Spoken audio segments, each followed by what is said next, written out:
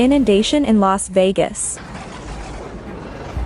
California had flooding due to Hurricane Hilary. Caribbean storm. Today's heavy rains and devastating flooding in California and Las Vegas were brought on by the storm Hilary, which has been fast moving toward the southwestern United States. Before dumping copious amounts of rain on Southern California, the storm had already made landfall along the Baja coast of Mexico. A 5.5 magnitude earthquake with a centered 7.2 kilometers southeast of the city of Ojai in central California was reported by the U.S. Geological Survey.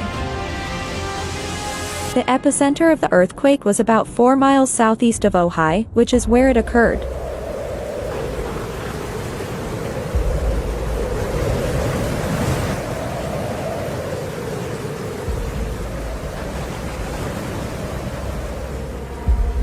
The tremor made the already difficult circumstances brought on by Tropical Storm Hilary even more difficult. The National Weather Service has issued flash flood advisories for a number of locations in Las Vegas, signaling a significant surge of water. The storm's full impact had not yet been felt in Las Vegas, so this was only the beginning. Caribbean storm around 2 p.m. local time.